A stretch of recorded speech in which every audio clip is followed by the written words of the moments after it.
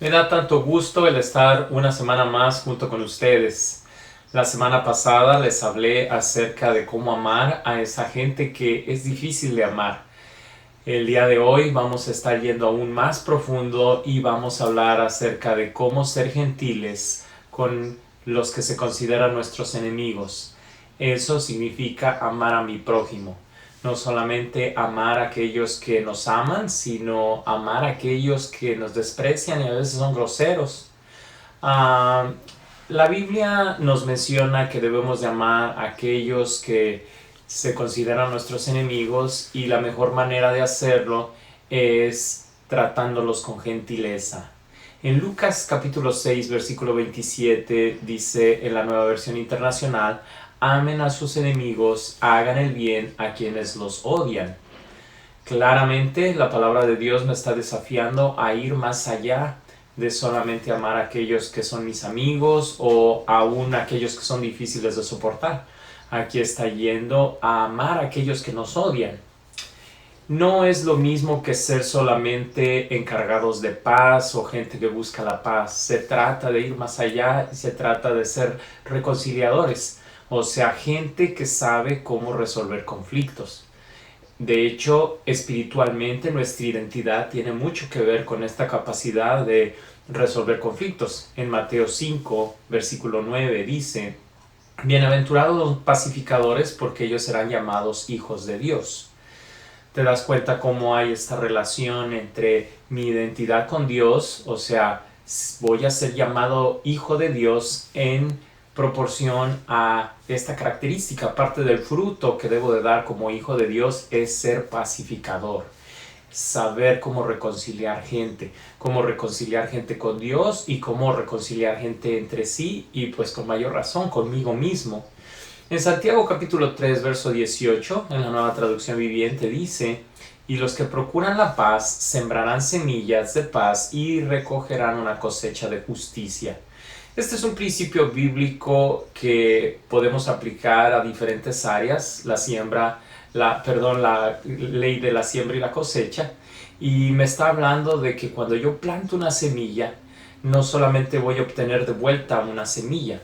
Por ejemplo, cuando yo siembro una semilla de manzana, lo que obtengo de vuelta es un árbol lleno de manzanas que tienen semillas. Entonces es una ecuación exponencial.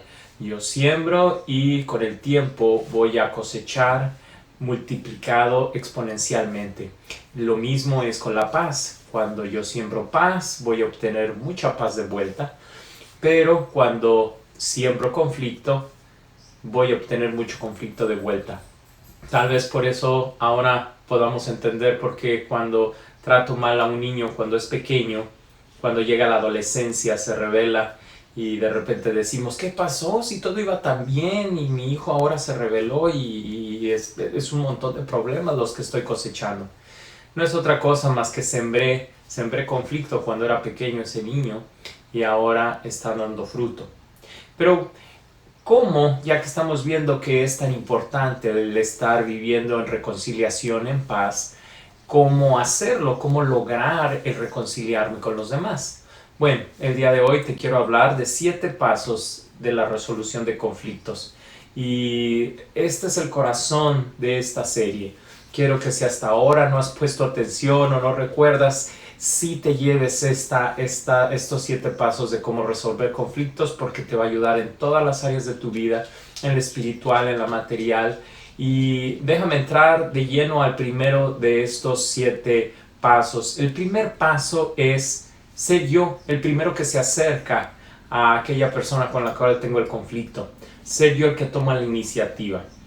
Tal vez podamos argumentar mucho de que pues yo por qué, yo no tuve la culpa, que sea la otra persona. Apliques en lo material, perdón, en lo matrimonial, en lo laboral, con mis hijos. Pudiera yo decir: no, pues él fue el que me ofendió, que él venga primero, el que me ofrezca disculpas. Mira lo que dice la Biblia con respecto a ser el primero que toma el paso de acercamiento. En Mateo capítulo 5, versículo 23 y 24 dice: si prestas una ofrenda en el altar del templo y de pronto recuerdas que alguien tiene algo contra ti, deja la ofrenda allí en el altar y anda y reconcíliate con esa persona. Luego ve y presenta tu ofrenda a Dios.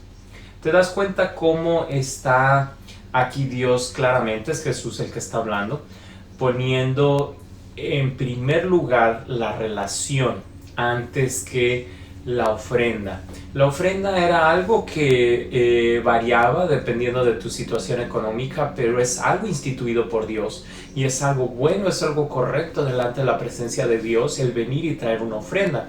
Sin embargo, Dios mismo está diciendo: tu ofrenda no me es tan importante como tus relaciones. A ese grado está Jesús subiendo la importancia de las relaciones. Porque hay veces que como personas que conocemos la Biblia pudiéramos traer la importancia y decir que ir a la iglesia es más importante o llegar a tiempo al servicio es más importante. Sin embargo, vamos de pleito en el camino, llegamos enojados a la iglesia y aquí la palabra me está diciendo, la escritura, que es más importante el llevarme bien, el tener armonía, que la ofrenda que pudiera ofrecer. Otro texto que me habla acerca de esto es Romanos 5, capítulo 8 al 10. Cuando todavía éramos pecadores, Cristo murió por nosotros. Cuando éramos enemigos de Dios, fuimos reconciliados con Él mediante la muerte de su Hijo. Dios mismo nos está modelando que Él fue el primero que se acercó al ser humano. En Génesis capítulo 2 y 3 podemos ver la caída o la desobediencia de Adán y Eva en el huerto del Edén, y nos damos cuenta que quien ofendió a Dios fue el hombre y la mujer. Sin embargo, Dios dio el primer paso, y allí lo dice muy claramente Romanos 5, de que cuando éramos pecadores todavía, Él tomó el primer paso de acercamiento. Romanos 12 verso 20 y 21 dice: si tu enemigo tiene hambre, dale de comer; si tiene sed, dale de beber. No te dejes vencer por el mal, al contrario, vence el mal con el bien. Qué claro versículo. Yo tengo que ser el más maduro, yo tengo que ser el más espiritual, por lo tanto, tengo que dar el primer paso, sin importar si fue mi culpa o no. Segundo paso para la resolución de conflictos es: pídele sabiduría a Dios. La única manera de vencer un conflicto es pidiéndole sabiduría a Dios. En Santiago capítulo 1, verso 5 dice: si necesitas sabiduría, pídansela a nuestro generoso Dios y Él se la dará. Es algo esencial el decir las cosas con gracia, pudiéramos decirlo en términos de cocina, con sazón. ¿Y qué significa esto de sabiduría, de sazón? Es saber qué decir, cómo decirlo y cuándo decirlo. Todo tiene mucho que ver. Yo le puedo decir a alguien las cosas bonitas, pero en un momento que no es adecuado, cuando la persona está presionada, o cuando tiene hambre, o cuando tiene sueño, o cuando está más irritable, y entonces, aunque lo esté diciendo bien, el tiempo no era el indicado. O por otro lado, puede ser el tiempo indicado, pero las palabras no correctas. Entonces, ser sabio es conjuntar estos tres elementos: saber qué decirlo, cómo decirlo y en qué momento. Proverbios 25:11 dice: las palabras dichas a tiempo son como manzanas de oro con adornos de plata. A este grado está comparando Dios la sabiduría con oro, con plata, y es necesario para la resolución de conflictos el ser sabio. El tercer paso para la resolución de conflictos comienza con mi propia confesión. Aquí es donde se empieza a poner la cosa más interesante. En muchas ocasiones no va a ser tu culpa el conflicto. Sin embargo, la Biblia es muy clara. Tengo que ser yo quien tome el primer paso, como te menciono, con sabiduría, pero mi acercamiento debe de comenzar no culpando a la otra persona, no disculpándome. Tengo que llegar admitiendo cuál fue mi culpa. Y aquí pudiéramos decir, pero es que la otra persona es culpable el 99.999% de esta situación. Sin embargo, siempre va a haber, aunque sea un pequeño margen, en algo que tú puedas hacer mejor. Y con eso es con lo que te presentas. No, como te repito, no disculpándote, no echándole la culpa a la otra persona, sino diciendo, ¿sabes qué? Esto me acerco admitiendo que en esto me equivoqué. Y en Proverbios 13:10 viene una de los consejos esenciales por los cuales nos cuesta tanto trabajo admitir nuestra culpa, aunque sea muy pequeña, y es el orgullo.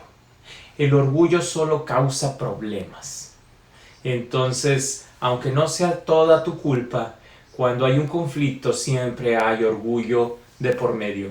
De un lado, del otro lado, o casi siempre es de los dos. De hecho, aunque en este momento tal vez estés en tu mente argumentando, no, pero es que la otra persona es la que tiene la culpa. Mira lo que dice Santiago 4:1 en la Nueva Traducción Viviente. ¿Qué es lo que causa las disputas y las peleas entre ustedes?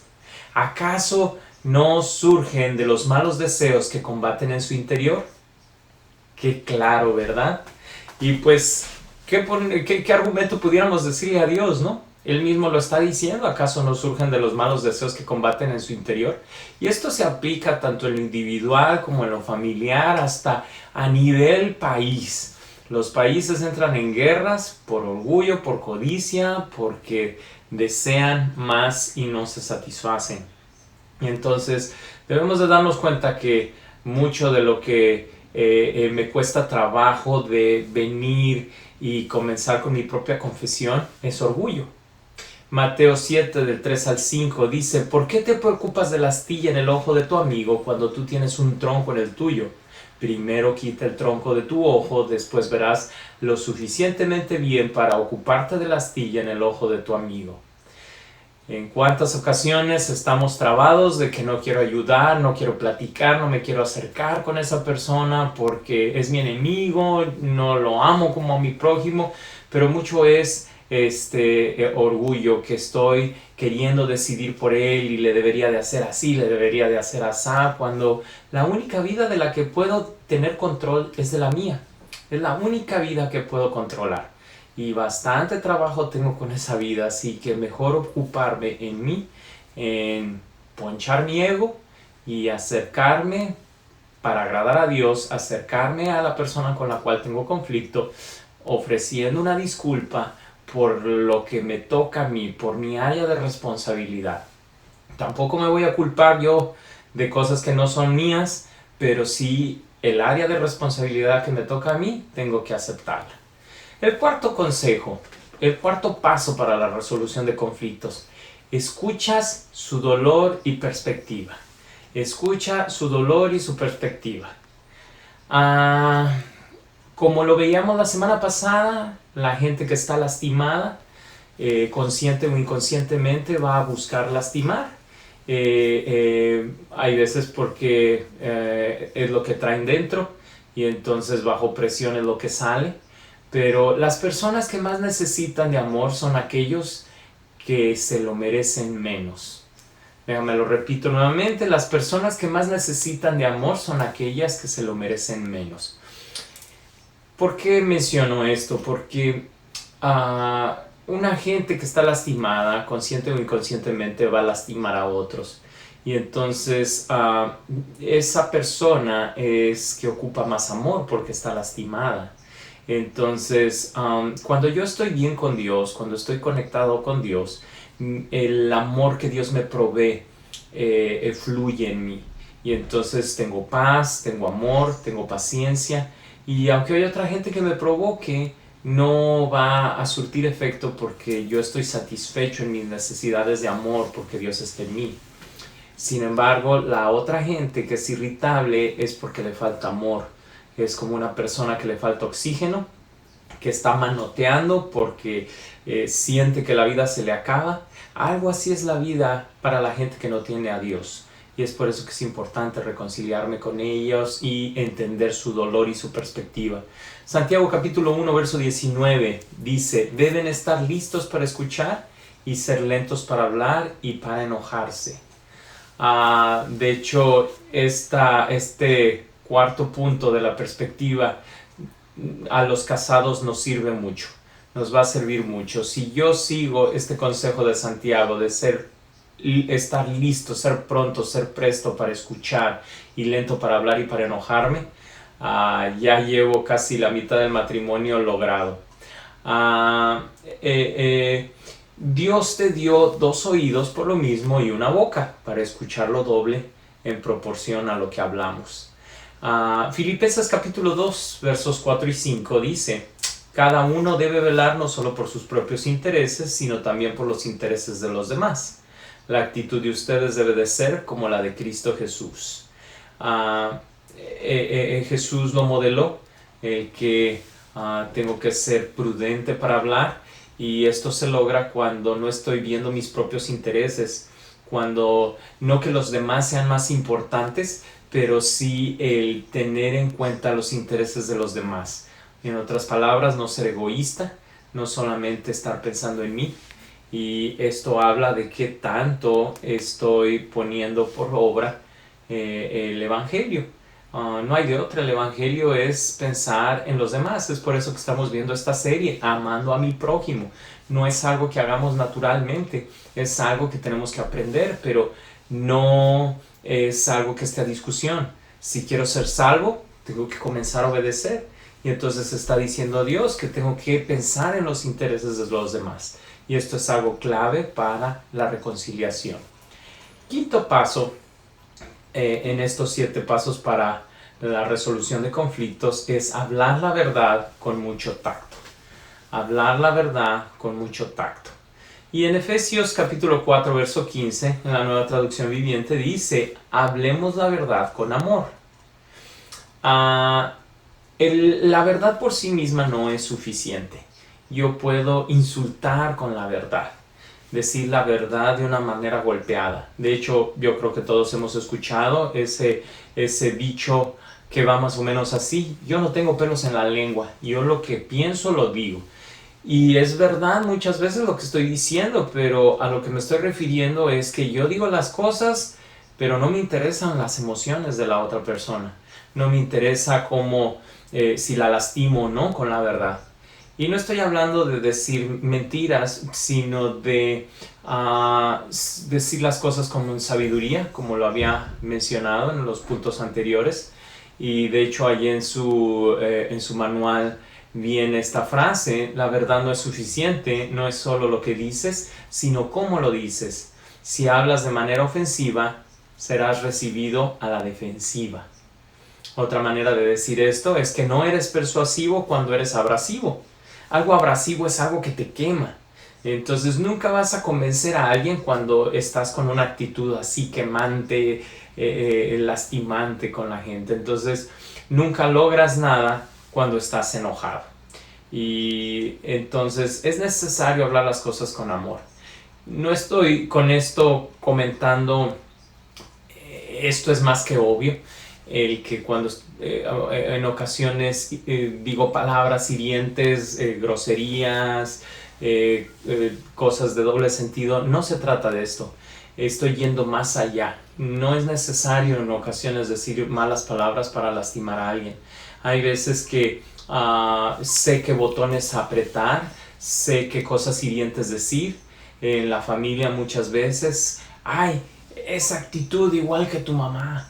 Y no dije nada que fuera grosería, pero ya apreté un botón a mi esposa que con eso ya la puse, ya la lastimé.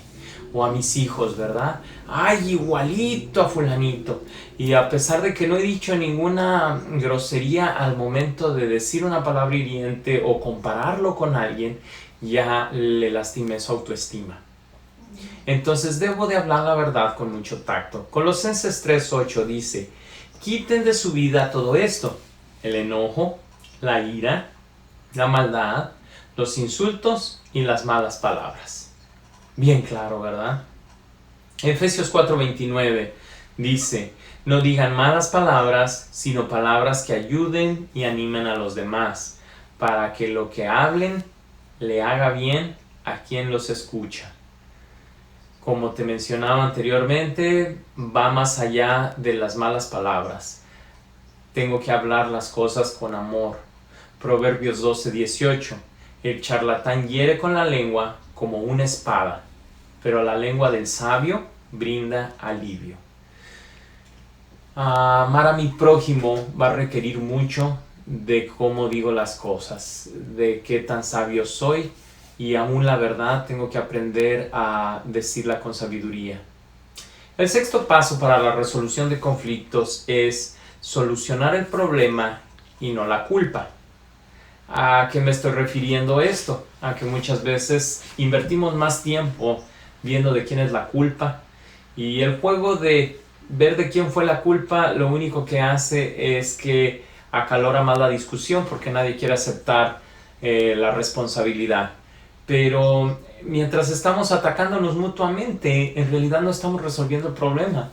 El hecho de que la otra persona esté más sucia no quiere decir que yo estoy limpio. Los dos tenemos culpa. De hecho, en estos días lo podemos ver muy claramente en el gobierno. El presidente echándole la culpa al Congreso, y el Congreso culpando a la Casa Blanca, y nada se soluciona porque uno le echa la culpa al otro. Pero el que la culpa de uno sea más grande no quiere decir que entonces yo soy inocente. No caigamos en esta trampa de estar apuntando dedos. Se trata de resolver el conflicto, enfocarnos en la situación conflictiva y no hacerlo personal. Cuando empezamos con términos de es que tú siempre, es que tú nunca, ya nos desviamos, ya no estamos hablando acerca del problema, ya estamos generalizando, y entonces muy difícilmente vamos a lograr resolver la situación. Y el último paso para la resolución de conflictos es enfocarte en la reconciliación y no en la resolución. Hay algunas cosas que nunca vamos a estar de acuerdo porque todos somos diferentes, pero podemos estar en desacuerdo sin ser desagradables. Podemos tener unidad sin tener uniformidad. Y esto es muy cierto en matrimonios que han logrado permanecer a través de los años. Puedes preguntarle al esposo o a la esposa cuál es uno de los éxitos por los cuales siguen casados, y uno de ellos es porque he aceptado a mi pareja con sus puntos, los que me gustan y también con los que no me gustan, y he aprendido a aceptar a esa persona como es, sin querer cambiarla. Y esto aplica no solamente en los cónyuges, sino también en amistades que son profundas, que han atravesado por el tiempo, el que no quiero cambiar a esa persona, no pretendo cambiarla, sino que la acepto a pesar de que tenemos puntos de vista diferentes. En 2 de Timoteo 1:7 dice: Dios no nos ha dado un espíritu de temor y timidez, sino de poder, amor y autodisciplina. Podemos caminar de la mano a pesar de que tengamos puntos de vista diferentes, y esto significa tener un espíritu de amor, de poder, pero sobre todo de autodisciplina. Dios nos da al Espíritu Santo, y el Espíritu Santo puede ayudarnos a controlar nuestro temperamento, nuestro carácter. No es excusa para aquellos que tienen un carácter explosivo el esconderme detrás de que pues es que es mi temperamento. Yo nací en fulanito lugar y pues así somos en ese lugar, somos fogosos, enojones y demás. No, aquí ya no se trata de qué nacionalidad, de qué sexo, de qué temperamento. Dice que Dios nos ha dado un espíritu a todos los que hemos recibido a Jesús. A todos nos ha dado un espíritu de poder, amor y autodisciplina. Quiero cerrar este tiempo con las preguntas para discutir. Pero antes de leerte estas preguntas, quiero recordarte que a estas alturas, ya estamos en la semana 5, la próxima semana terminaremos esta serie de Amando a mi prójimo. A estas alturas, su grupo ya debió de haber definido tanto el proyecto personal en esta lección muy clara. Si el Espíritu Santo te ha estado revelando que tienes que buscar el hablar con alguien, el buscar reconciliarte con alguien, al menos hacer un esfuerzo de tu parte. Si la otra persona no accede, pues tú delante de Dios cumpliste con tu parte. Pero en lo personal puedes abrazar este proyecto de hacer las paces con aquellos que tú sabes que tienes conflicto. Por otro lado, a nivel grupal, allí en su manual hay una lista de proyectos que pueden lograr a nivel grupo. Como te mencionaba en otras semanas, puede ser el estar en un proyecto para ayudar a tu vecino, a tu compañero de trabajo, o como les he comentado, tenemos este proyecto en Tijuana de ir al albergue universal, o hay otros proyectos. Pueden ser proyectos tuyos que como grupo piensen y sean creativos. Y por otro lado, pues llevarlo a cabo. Así que tienen este desafío y también les voy comentando. Yo sé que este inicio de año que hemos tenido, se va rapidísimo el tiempo. Han decidido tener este grupo, tal vez son las primeras semanas en las que se han reunido y solamente se han reunido por estas 6 semanas, pero yo te animo a que permanezcas en este grupo en el que estás y que vayan pensando qué otra serie de estudios bíblicos les gustaría tener. Se pueden acercar con Mauricio, se pueden acercar con un servidor y les podemos decir los temas que tenemos para que continúen estudiando y que su grupo permanezca. Recuerda, este tiempo de preguntas, de plática, hay 2 reglas. La primera es darle tiempo a todos, no te comas el reloj, deja que los demás también participen. Y segundo, lo que se dice aquí se queda, la confidencialidad. Así que las preguntas son: número 1, algunas personas odian el conflicto y hacen todo lo posible para evitarlo. Otros lo enfrentan directamente. ¿Cuál es tu respuesta típica al conflicto? ¿Cuál de los dos eres?